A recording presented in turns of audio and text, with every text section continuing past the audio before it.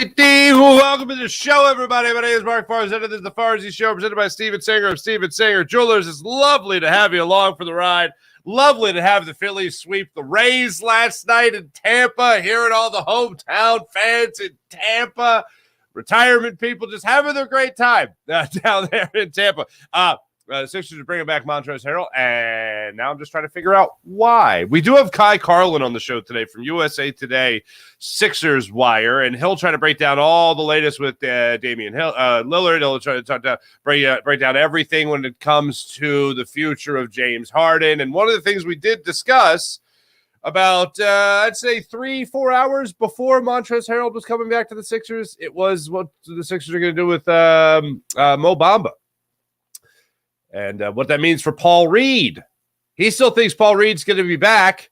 But of course, that was before Montrezl Harrell ended up signing a one-year deal after they declined the option before. So I don't know what's going to happen with the backup to the backup to the backup center, but it does not seem like it's a very positive thing right now for Paul Reed. Maybe, I don't know. But when it comes to Paul Reed, I would love to have him back in Philadelphia. I would love to have him back in Philadelphia. And I don't understand why you would bring back Montrezl Harrell. I think he got enough, veteran leadership. You certainly had that with Montrezl Harrell last year. I don't think you needed it in the upcoming season.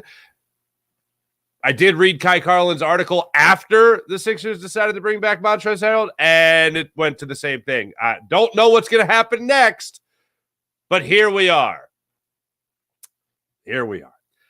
Let's start it off, ladies and gentlemen, with the Philadelphia Phillies, because I love this run. This is a fantastic run. I could not have imagined after they lost 2 of 3 to the Nationals that they were going to go into Tampa. I mean, I imagined it. I just didn't think it was at all possible that they were going to go there and take all 3 games against the best team in the American League, the best team in the AL East, the toughest division in all of baseball right now. And they were going to go into Tampa and harvest a hometown crowd down there and then win all 3 games. And I sure as heck didn't think that when the Phillies were in search of a number 5 starter a month ago, that Christopher Sanchez was going to be the guy to come up here and fill that role and fill it beautifully. Goes 6 strong last night, 1 run in the process. And yes, it was a long ball in case you missed the game. And he just dazzled. I think the first 9 batters he faced last night, it was first pitch strike, so he's getting ahead in the count, and he's using all his pitches. He's mixing pitches well. He's keeping a very good lineup off balance in this series, or excuse me, in this start last night. And you get a long ball as well in that 5th inning with Derek Hall going yard against a lefty nonetheless, Jake Diekman nonetheless. And he just continues to put some good at-bats together at the big league level. So welcome back to the big league level there, Derek Hall. And then you go into the 11th inning, and you got drama leading up to that 11th inning, as you would assume in a 1-1 ball game, whether that be from the pitcher's mound or the batter's box. You got drama, or whether that be from the home plate umpire, who seemed to lose the strike zone a little bit in yesterday's game. And Jose Alvarado battles.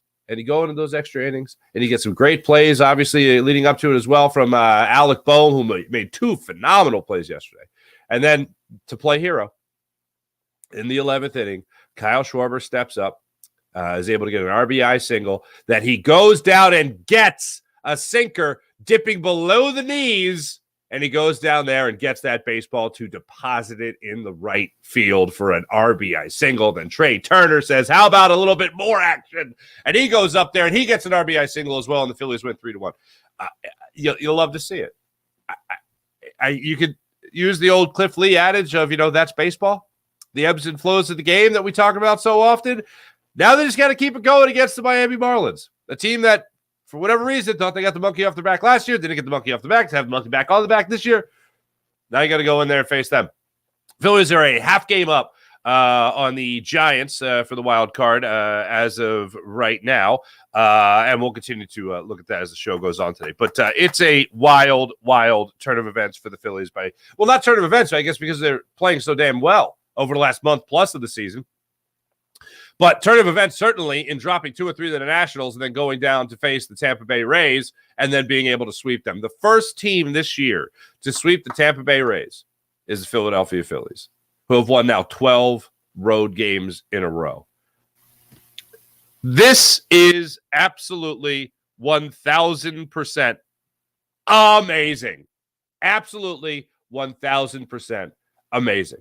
They, without question, battled last night. And the thing that came to mind yesterday was the same thing that came to mind previously, which was the fighting Phils. It's exactly what they were doing in this series. And when they went into extra innings, when Jose Alvarado was fighting through an 11-pitch at bat that ended with a fly ball to Nick Castellanos in right field, I thought, this team's going to do it. I thought that was going to be the defining moment. If he can win this battle, the Phillies are going to win this game. And sure enough, they go into extra innings. They get that amazing play from Alec Boehm where he barehands that baseball on Ramirez, I believe it was. No, it's Paredes. And he fires first and is able to get the out there. This was an absolutely gutsy win by the Phillies. And they just look like they're beyond comfortable to face a team like the Rays. I was like, what are they going to do? They're not play? No, they go out there. They play incredible defense. Bryson Stott made a great diving snap of a line drive off the bat of Walls earlier in the ball game. He was playing second base great. Yeah, Boehm playing great at third base there. Brandon Marsh was playing very well throughout this series. And they just absolutely reverse course. They did exactly what you want your ball club to do after they lose a series they shouldn't lose. They bounced back. And not only did they win a series no one expected them to win, they swept the series that no one expected them to sweep, certainly. Nobody else has done it. They got the Yankees in that division. They got the Orioles, who just had a huge win yesterday against those Yankees. They got, of course, the Red Sox in that division. And the Phillies are the team that takes it to the Rays. Measuring stick? Absolutely. Here is Rob Thompson after the game last night talking about, how big a series win and series sweep this is for the Phils. Good. Better than if we won 2 out of 3. So, yeah, they're a good club. They are, but we're pretty good too. So I feel good about it. Our pitching was outstanding. Our bullpen tonight was outstanding. We hit when we needed to hit. We played good defense pretty much for the entire series, and that's really what you have to do against these guys. You can't give them extra bases, you can't give them free passes, extra outs, that type of thing. You just got to hold them down. Well, whatever it was the Phillies needed to do in this particular series, they got it done, whether that be defense, whether that be the long ball, whether that be tacking on runs. Their ERA for their bullpen, by the way, during the 12 games that they've been on this nice little road winning streak of 12 games here, this bullpen, 1.90 ERA in that stretch. That is remarkable how good this bullpen has been. Marte has come on strong. Obviously, Craig Kimbrell has been great. He settled down after an interesting ninth inning there where I thought he got out of it and a pitch was called a ball that was a strike. And that's Ramos, the home plate umpire last night, definitely lost a strike zone at a different point. Look, when you draw the box at the beginning of the game, you're going to have borderline pitches that are strikes called balls and balls called strikes. That's just the ebbs and flow of the game. That's the way the game is played. I don't need to tell you guys that. But when you establish a strike zone, what's a strike in the first inning has to be a strike in the ninth inning and all the innings in between. That certainly wasn't the case last night. I felt like Ramos set a strike zone inside that was off the plate a little bit, but a strike. And as the game went on, it started to become a ball. And that happened against Jose Alvarado, where he should have been able to get out of that eighth inning by only facing 4 batters. Instead, he went on to face 6, I believe it was. He also went on to have a very threatening situation going into that 11-pitch at bat, but was able to get out of it. But he should have been out of it against Diaz, where he had a strike, which should have been a strike called on the inside corner. All of a sudden, now it's a ball. Nick Castellanos had a similar situation where he got called for a strike, where it was a ball earlier in the game. And it was just very inconsistent, especially as the game wore on. But that's unfortunate. That's also part of the game. the Phillies still found a way to rise above it and win. And that's what they've been able to do ever since they lost that first game of the 4-game series against the Arizona Diamondbacks. And now they've just gone on this incredible tear. But the bullpen has been fantastic. The starting pitching on the road has been absolutely spectacular. And then you have gotten the clutch hits when you needed to make big at bats, when you needed to have big at bats, you needed to put the ball in play, you needed to have productive outs, you needed the long ball. You have gotten it during this road trip and during the last 12 games on the road. So that's been nothing short of spectacular to watch with the Phillies. It was a hometown crowd. It certainly sounded like it last night. Let me ask you guys a question here. You guys let me know in the comments. By the way, PJ needed a last-minute day off, so I'm running things here. So there you go. But let me tell you this. Let me ask you this question. The Eagles chant, okay? I normally don't mind it on the road.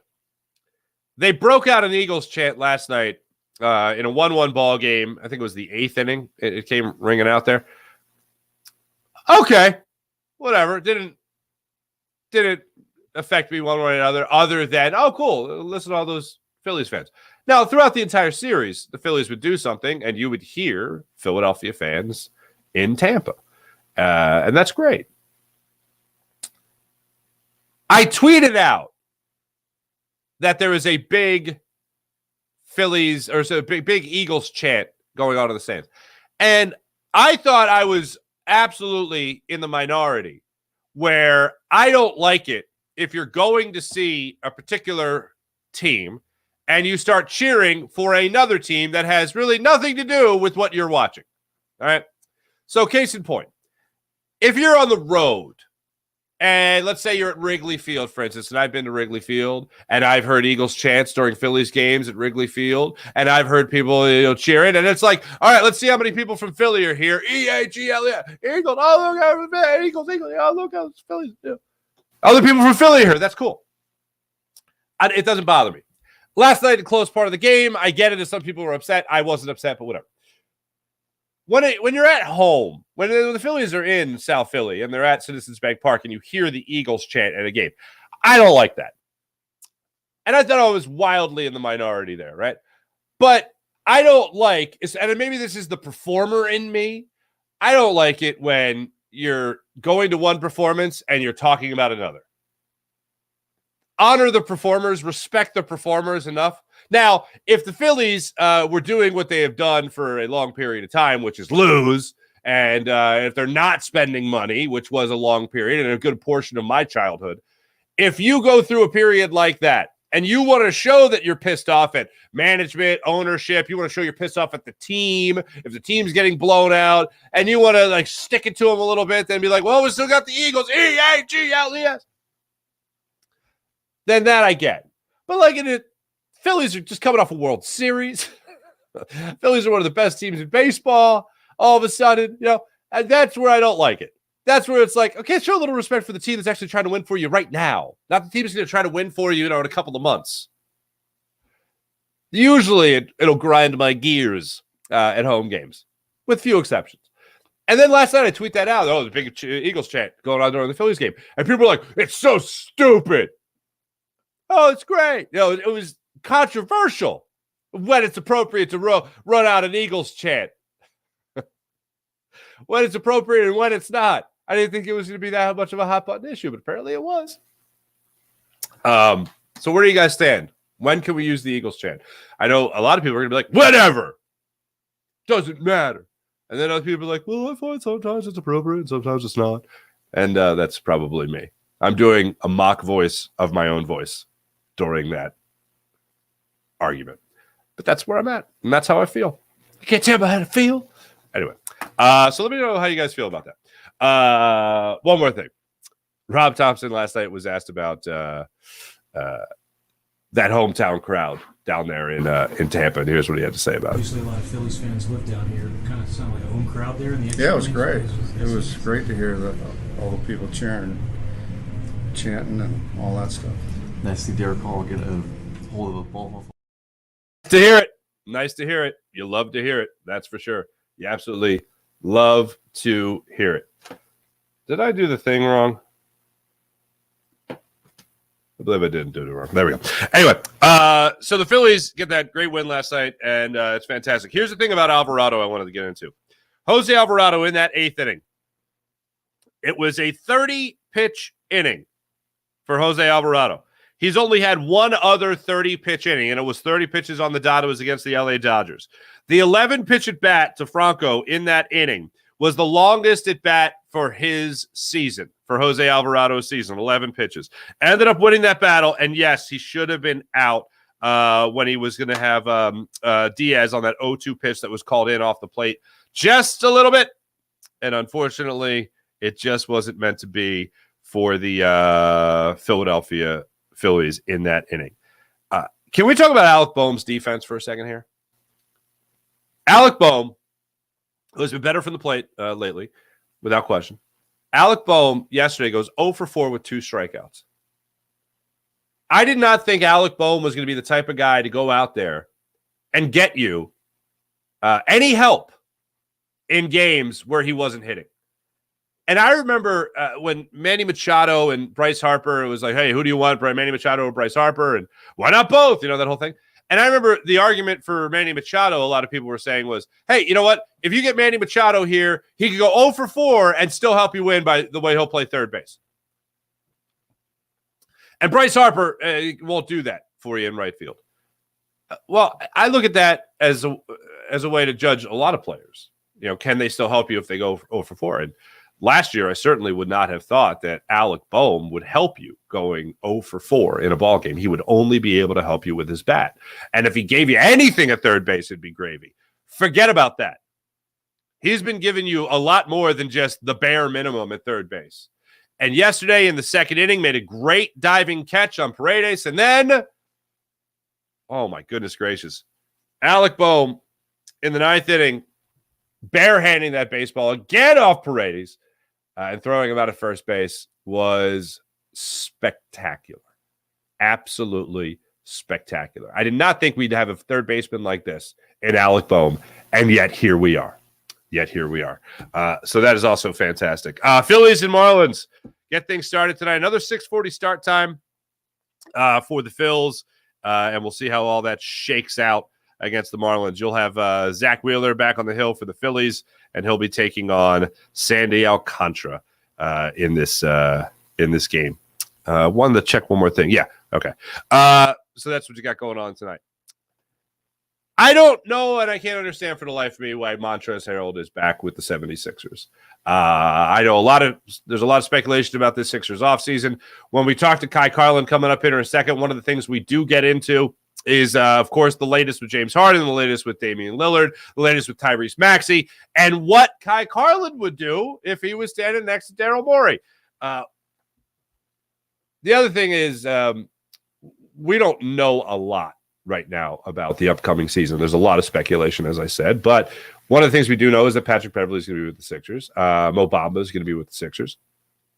So what does that all mean? What are the roles for those two players? Now, we talk about Bamba, we talk about Beverley, and again, this was before the Sixers brought back Montrezl Harrell, so just keep that in mind as we run this interview. Also keep in mind, folks, for the chat check, by the way, because I'm running the show, boom! Morning, April. Boom. Good morning, Juan Guapo. Nice to see you, Guapo. Nice to see you. So just a taste of things to come a little bit later in the program. But first, let me tell you about Steven Singer of Steven Singer Jewelers, the other corner of 8th and Walnut, right there on Jewelers Row. For over 40 years, Steven Singer has been the man at the other corner of 8th and Walnut, making people, making sure people continue to fall in love and get engaged using his beautiful, dazzling diamonds. And right now, he takes care of you with that perfect price. Each and every day, all night at IHateStevenSinger.com, you get that perfect price. And right there at the other corner of 8th and Walnut, you get that perfect price so you get treated like a real family member. So when it comes to all your big jewelry purchases, just the man with the perfect price. Steven Singer, Steven Singer Jewelers. Online at IHateStevenSinger.com. All right, drum roll, please. Let's see if I do this right. Ladies and gentlemen, without further ado, from USA Today Sixers Wire, our friend Kai Carlin joins the show. And joining us right now on the Roth Orthopedics guest line, our friend from USA Today's Sixers Wire, editor, writer himself, Mr. Kai Carlin. Kai, how you doing, man? What's going on, Mark? How we doing, man? Doing fan grades before they head on out to Las Vegas and they wrap up in Utah. Make sure you guys are following everything that Kai is reporting on. They'll be out there in Vegas, as a matter of fact, and usually whatever happens in Vegas stays in Vegas unless you're a reporter and you're literally paid to tell everybody what happened in Vegas. Kai will be out there as well, so follow him on Twitter. Also, before we get to the things that's just constantly in the news cycle when it comes to Tyrese Maxey and it comes to James Harden and what his future holds, let's talk about what we know so far.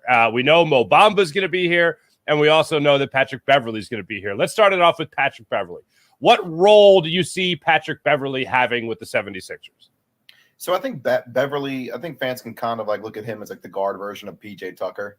Like he's just going to pretty much come in here and like he's going to bring in a lot of veteran know-how. He's going to kind of do all the little things that a team is going to need in order to win games. So, except now it's in the guard form rather than power forward form, like Tucker. So it's a 1-year deal. $3.2 million is the reported number.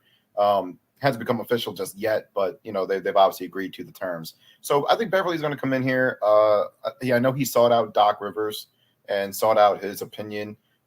He said that on his podcast, the Pat Bev podcast. And honestly, I think Doc is right. If the Sixers had Beverly this past year, I think they would have been in a better position to beat the Celtics than they were presently constructed. Obviously, they had a 3-2 lead. I think a guy like Beverly probably would have gotten in everybody's ear and everybody's rear end and be like, "Yo, do not let anything slip away." I think they were kind of missing another guy like that. Who do you think wants to win more, Patrick Beverley or PJ Tucker? Tucker's already got his ring, so I guess I'm going to say Beverly. I'm going to say Pat Bev. Has there ever been a fight in the locker room over who wants to win more? Like both guys obviously want to win, but these guys, I don't know, man. They could come to blows. No. The only fighting you see is PJ Tucker getting on Paul Reed and telling him he's got to be better. But fantastic. All right, so I'm glad you mentioned Paul Reed there. So Mo Bamba's here now. Didn't see that coming. Look, I think that the Sixers are going to load manage the hell out of Joel Embiid this year. I'm not even expecting them to play, 65 games in the upcoming season, but they're loading up now. It seems like on the center position, unless it does in fact mean the end for Paul Reed. So what do you expect from Mo Bamba? So I think Paul Reed's going to be back next year. He's a restricted free agent, and I do believe that even if he signs an offer sheet elsewhere, the Sixers are going to match it. I would be surprised if he's not in a Philadelphia uniform next year. There's obviously a lot of mutual interest between the two sides in order to bring him back. Reed earned his stripes last year, kind of took over the backup center position, took it from Montrezl Harrell probably about around the All-Star break, right? Like ever since maybe a little before the break, Reed kind of was the main backup option to Joel Embiid. I thought he's played very well in the playoffs, especially in the 2 games when Joel was out. He had a double-double in both games. So I think Reed will be back next year. Bamba is just going to be there to pretty much he's an upgrade over Dwayne Dedmon and Montrezl Harrell. I'm just going to put it like that. Okay. And Dwayne Dedmon is he's a good dude. He and I talked to him a little bit during the playoffs up in Boston, and just he's wonderful. Like he's a really cool dude. But I do think just in terms of talent, the age, Bamba right now probably is an upgrade. And I think Mo Bamba, I think Sixers fans remember he had 32 points against the Sixers the one game while he was with the Orlando Magic, and he knocked down 7 3-pointers. So he's a guy who can knock down 3-pointers. He's a guy who can block shots, score, rebound.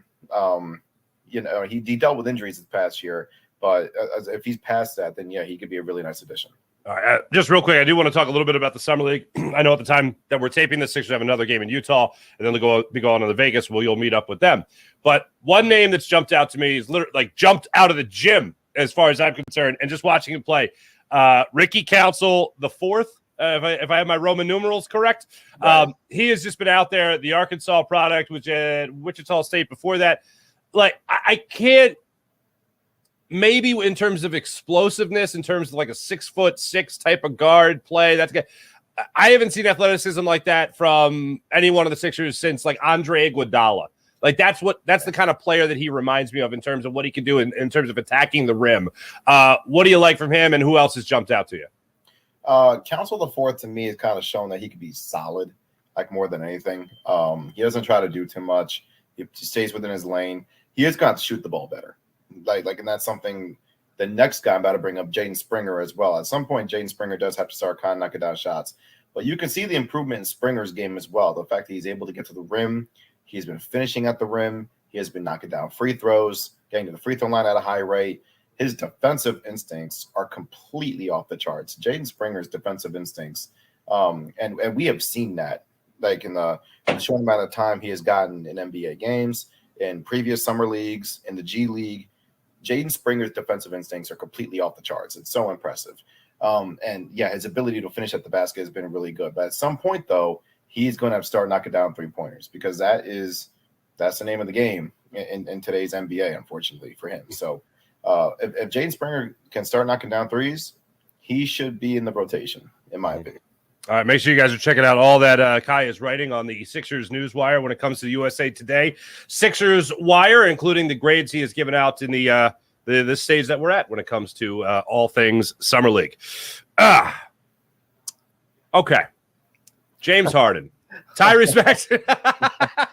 I know, man. I've talked about it a lot. I need to bring somebody else in to talk about it. And you're the first guy I thought of for this. You've covered it well. When it comes to the James Harden situation, let's just start there before we even venture into the name Damian Lillard, and then before we even mention the name Tyrese Maxey. But just James Harden, he was opting in to be traded. Now they might not trade him, but he wants to be traded, but they still might not trade him. Where the hell are we right now, Kai Carlin, on the James Harden situation? Okay. So deep breath, everybody. Yeah. Obviously a lot to unpack there, right? So listen, the Sixers are not going to trade James Harden just to trade James Harden. This is honestly, I kind of feel for Joel Embiid here a little bit, because now the second time in the last 3 years he's going to have to deal with this, because he dealt with it with Ben Simmons in the 2021-22 season. Now he's dealing with it again with James Harden.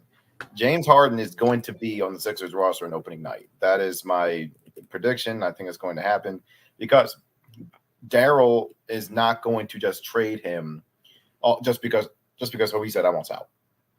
So Daryl is going to sit back. He's going to wait until he gets the right offer, or he's going to continue to work with James, be like, hey, man, listen, you and I have been together from our days with the Houston Rockets. We have been together, a lot in Houston. We've been through a lot here in Philadelphia. Let's sit down and let's figure this out. If we can't, we'll move on. But you got to work with me. So I think there's a good chance that they could reconcile, just because Daryl has a relationship with James that he didn't have with Ben a couple years ago. So maybe in this situation, James will show up and be a good soldier and just hoop and do what he does. But I can't help but think, when he wanted out in Houston 2 years ago, he did everything he could to get out of Houston. Lollygagging, not showing up for training camp, in the middle of games. I think there was one, I think I read some athletic report that he was throwing balls teammates in practice, like just trying to get out of Houston. The alleged fat suit? Yeah, the quote-unquote fat suit, you know what I mean? So, like, just he wasn't looking good. Then he goes to Brooklyn, and I can't really fault him for what happened in Brooklyn, because of the whole, obviously Kyrie Irving gets a lot of flack for what happened there. And honestly, after hearing everything and seeing everything, Kyrie probably deserves a lot of the blame there. So, like, I can't really fault James for this one. But it does go to show that when he wanted out of Brooklyn, it was the same thing. He was lollygagging. He was throwing balls at teammates. He was, missing team flights. Like, just get me out of Brooklyn. And then obviously he got traded here to Philadelphia. So who's to know that he's not going to do the same thing this time around? So that I think that's something that has to be considered as well. Like when James Harden out, he's showing he wants out. So go ahead. Okay, go ahead. I was just going to say this. So that's what worries me so much, though, because he's supposed to have this great relationship, as you pointed out, with Daryl Morey. And if there's ever going to be a situation where Daryl Morey and James Harden were going to be on the same page and be simpatico, really to a situation where you had a player and a GM on the same page, I would expect those two to be on the same page. But yet, here we are. Right. So I'm curious to just kind of see what happens. I mean, Daryl Daryl Morey still believes that he can work something out with James and keep him around here. And who's to know that, or who's to say that he's not going to work something out with him? Okay. The two of them have had such a great relationship. All right. The latest is that the Clippers apparently really want James Harden. They really want him on their squad. Are we talking about Norman Powell in this situation? Are we talking about anybody that will raise our eyebrows here in Philadelphia that is worth getting back other than maybe a 2028 first-round pick? Nope. And, all right. and that is why Daryl's going to take his time. Like, Daryl's not just going to trade James to the Clippers for their scraps. You know what I mean? So, like, if the Clippers aren't going to give up Paul George or Kawhi Leonard, which I get it, I wouldn't give up Paul George or Kawhi Leonard either, then you got to give me like a Terrence Mann. You got to give me a Norman Powell. You got to give me, somebody. Yeah, like, I don't want, if you're Daryl Morey, you're not trying to take back Marcus Morris, Robert Covington, and what was the other name I saw? Nicholas Batum. Yeah, those are not the names that you want to give up James Harden for, because if you do that deal, then this upcoming season immediately becomes a gap year, and you're not contending for a title. It is what it is. And then you try again in the 2024 offseason. Like, that's pretty much how the things are going to go if you were to pull the trigger on that deal. And that's where Damian Lillard kind of comes into play. So if the Sixers were to get involved with that, send Harden to the Clippers, Dame goes to Philly, Maxey goes to Portland, the Clippers send somebody somewhere, like, then sure, something can work out, because Lillard is one of the few guys I would trade Tyrese Maxey for. Luka Doncic is probably the other one. And if Nikola Jokic ever became available out in Denver, I'd send Tyrese packing as well. But I look at Maxey, and obviously he's a rising star in this league. He's an all-star, or he's not yet, but I think he's going to be an all-star at some point. He's works it so hard, and he figures it out. But he's not – I feel like the Sixers right now, their window to win is right now. And that's where you got to go get a win now type of player in Damian Lillard. That's just how I see it. Mm-hmm. No, I'm with you. So Maxey would be on the table, wouldn't be untouchable. You'd be willing to move on from prime Jordan, or get prime Jordan for Tyrese Maxey, unlike some people, sarcastic or not. Yeah, no, 100%. And it's not, and I understand why the Sixers don't want to, because then you got to think about your future. You got to think it is 4 years left on his deal. A deal that could pay him up to, I think, $63.2 million in the 2026-27 season. So, I mean, I get it. But on the flip side, if you want to win a championship, then, Lillard kind of gives you that win now type of window right now. Yeah, no, I hear you. I absolutely hear you. One more thing I want to talk about here. As far as the starting five goes into the season, you think James Harden's going to be a part of this? The starting five is really not going to be a lot different then, is it, going into next season? Tobias still here, Maxey's still here, Harden coming back again, Joel Embiid, obviously, PJ Tucker. We're really not looking at a huge roster overhaul from last year to this year. No, I don't think we are. Now, it's only July 6th at the time of this recording. So anything can happen between now and media day at the end of September. That's still a good 2.5 months away. So it's one of those things for me where I look at it and I just don't see where a clear trade comes to fruition right now. Even Tobias Harris, like, everybody's like, oh, Tobias is out. No, because you're not going to trade him just for anything either. A lot of people get on Tobias's case, and I think I've said this on the show plenty of times. Tobias Harris, you're not going to find a better full Harris. Unfortunately, he's getting paid number one type money at $39 million a year. So fans get annoyed over that. But Tobias Harris is a damn good player at the end of the day. I mean, he's averaging 14 and 7, and he shoots 50% from the floor, almost 40% from deep. He is a good player. Plus, if you're the Sixers, you free him up next year, and you have $39 million to play with in free agency. The other thing is, I'm expecting more out of Tobias Harris in a Nick Nurse offense. I know everyone talks about Nick Nurse's defense, but offensively speaking, I think Tobias Harris is going to be somebody who's going to benefit greatly from a new system. Yeah, we'll agree with that 100% as well. Like, you're looking at a guy who is now going to, like, head into this new season with a new coach. And I think Doc Rivers, I thought, did a really good job with him. But I mean, he was just kind of standing there in the corner often, a lot of times, just waiting for the ball. Yeah. With Nick Nurse, there's going to be a lot more ball movement. There's going to be a lot more player movement, a lot more innovative offensive schemes, defensive schemes, everything else in between. So I'm curious to see how he fits in a Nick Nurse offense. Mhm. I wouldn't trade Tobias Harris if I'm the Sixers, just because I really do believe that he's a very valuable player. And on top of that, Mark, the money comes off the books next year. So now you got $39 million to play with. Kai, safe travels to Vegas, man. You've been out there before, right? You've done the summer league This is circuit. my first time. This is your first time doing the summer league circuit? Yes. Fantastic. Well, have yourself a blast, man. Have you ever been to Vegas? No. Oh, it is. It's quite the time, my friend. Everything they say about it's true, except there is a little bit more of that like family friendly atmosphere that I'm sure you're just so interested in. But no, it's a good time, man. Old Vegas, the new Vegas, what is it, Fremont Street, whatever the hell it is.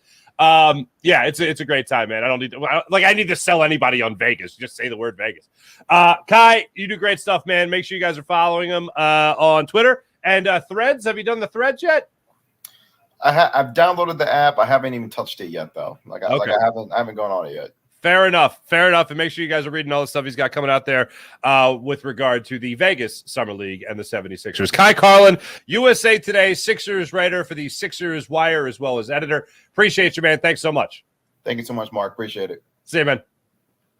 There we go. How about that, ladies and gentlemen? I ran an interview. Anyway. My thanks to Kai Carlin for joining the program. A lot of interesting stuff here.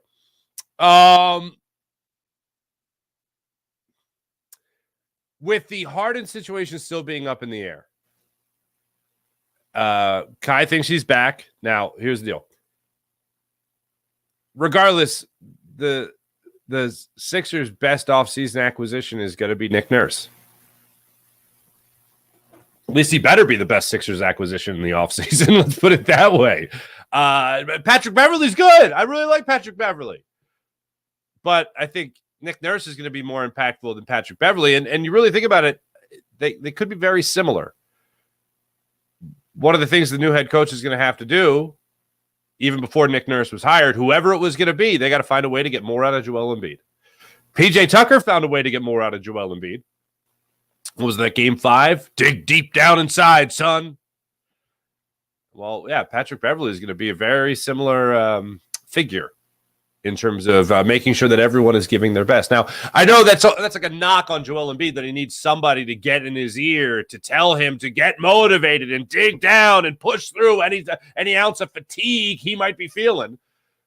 But you still might need that kick in the ass regardless. It's not the best thing. I don't want to say that about an MVP player. I don't want to say that about the best player on the Sixers. I don't want to say that about the best player on the Sixers since Allen Iverson was roaming around here. You can even go back to Dr. J. You can go back to Wilt. You can have those arguments. You can go back to Charles Barkley. You can have those arguments. But you never want to hear that about your best player. Bottom line is he still might need someone to come in here and tell him how good he really is and how good he could really be and how much better he'll be if he does find that extra gear. Oh, you're really tired now? Oh, you're really exhausted now? Guess what? You're going to push through. You're going to push through this because there's even a better version of you still inside. And whether that's PJ Tucker, whether that's Patrick Beverley, or whether that's even Nick Nurse saying, yeah, go out there and be more, do more, push through. Well, Joel Embiid is, I think, going to – hopefully he doesn't need that kick in the ass, but from everything we've seen, especially in the playoffs, he's going to need it. Whether it's fatigue, whether it's fighting through an injury. And I give him more credit than most people when it comes to fighting through injury. Broken face, messed up wrist, whatever it might be. He's fighting his way back. Knee issues, torn meniscus. He's there, man. He's fought through it. Just a matter of fighting through it a little bit more. And Patrick Beverley and I think Nick Nurse will be great additions in order to get more out of Joel Embiid. Now, if James Harden is here as well, then Patrick Beverley is going to have to be in his ear for that process. And Nick Nurse is going to have to be selling him on whatever offense he's going to be running. I do like the report that came out a week ago or 2 weeks ago about how James Harden is intrigued by Nick Nurse's offense. But, of course, that report came out. Then he signed the one-year option. Then he requested a trade. I don't think it's going to be very different. I do think Kai Carlin's on the money.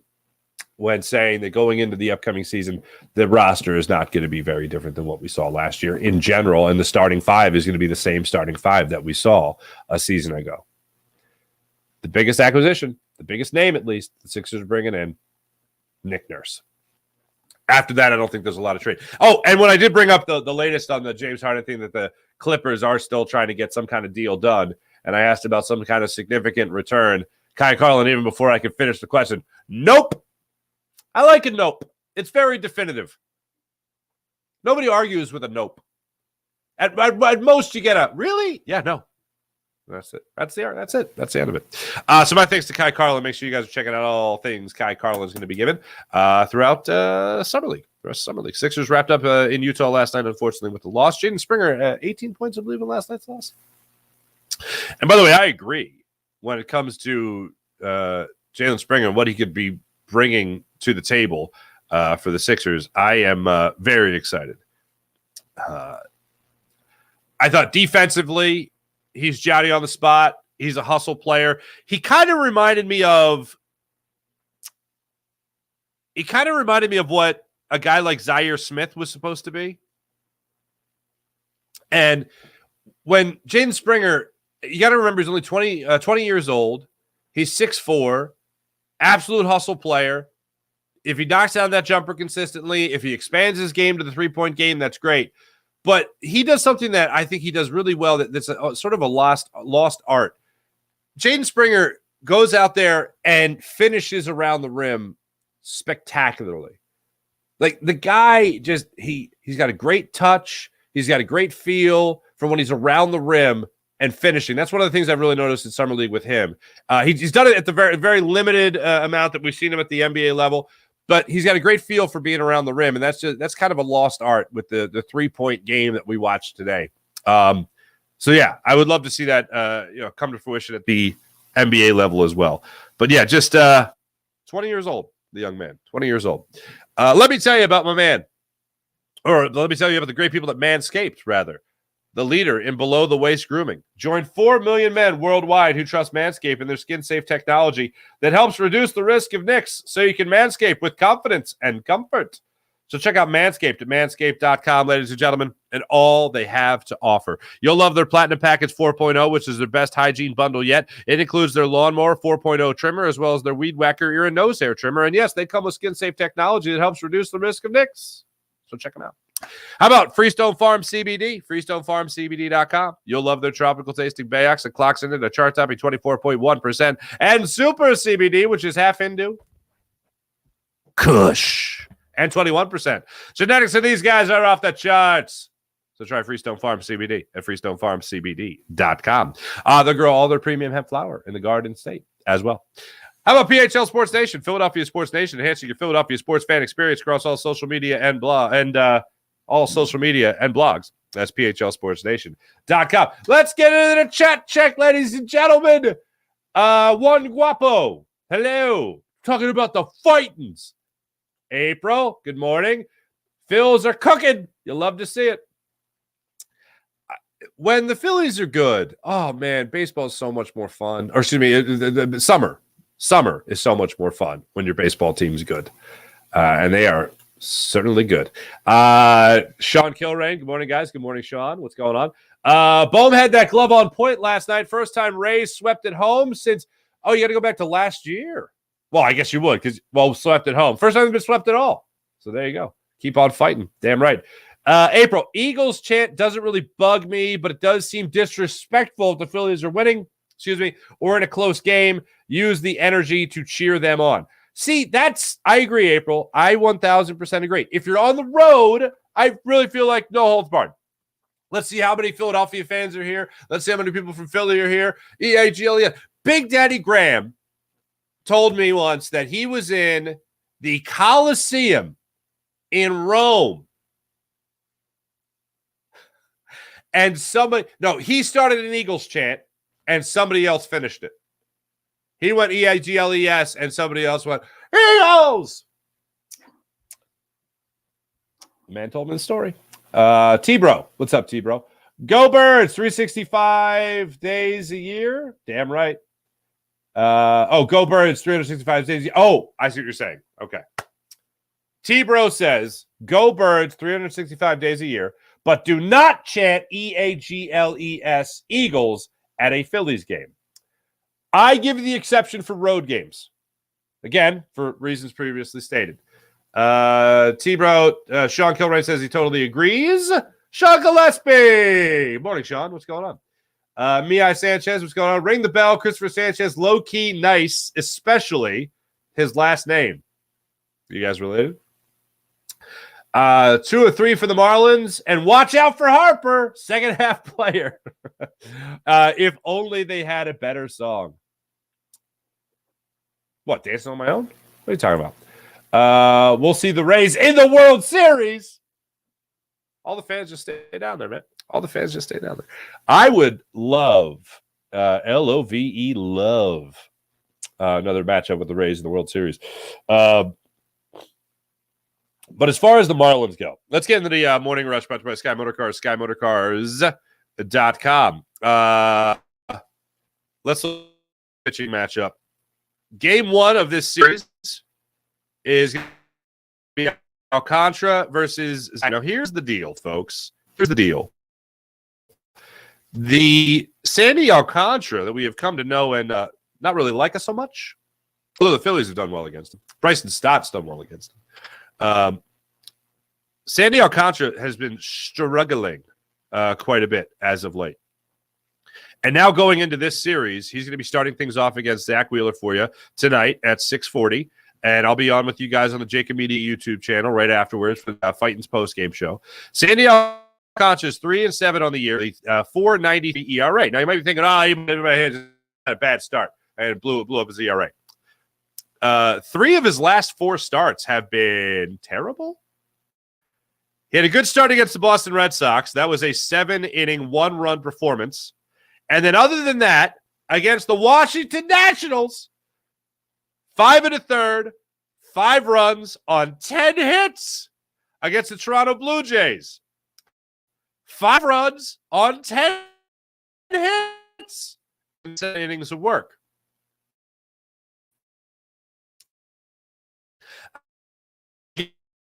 Against the Atlanta Braves, 5 innings of work. In each one of those starts, his last 3 starts, he's walked 2 batters apiece. That is not Cy Young material, ladies and gentlemen. So if the Phillies are going to jump on Sandy Alcantara, now would be a good time to jump on Sandy Alcantara. Now, as far as the last time he faced the Phillies, you have to go all the way back to April, unfortunately.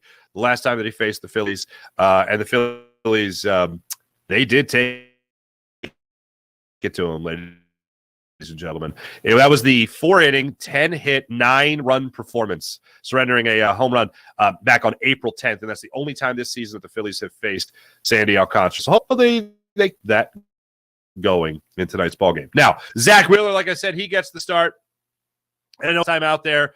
It was this 19-run performance, and you didn't really need a lot from your starting pitcher. But Zach Wheeler was a guy I still see some more stuff from in that particular start. And you didn't see a lot from Zach, unfortunately. So now he gets the ball tonight, and we'll see if he can go out there and do a little bit more for the Phillies from the mound. Zach Wheeler goes out there tonight looking to take control and get another win for himself on the season going into the All-Star break. His last start before the All-Star break. He is 7-4 on the season with a 4.03 ERA, and he has allowed 9 runs in his last 2 outings against the Mets and against the Washington Nationals. So we'll see how that goes. Ladies and gentlemen, thanks for watching. Thanks for listening. This is great as per usual. I'll be back with you guys tonight on the Jacob Media YouTube channel following the Phillies, hopefully, series opening win against the Miami Marlins tonight. Thanks, everybody. My thanks to Kai Carlin for joining the show. Always great for him to stop by. Appreciate you guys. I'll be back with you guys tonight. And then back with you guys again on Monday, hopefully with some better Sixers news as well. Have a great weekend, everybody. See you tonight on the Jacob Media YouTube channel for Phillies postgame. See you guys.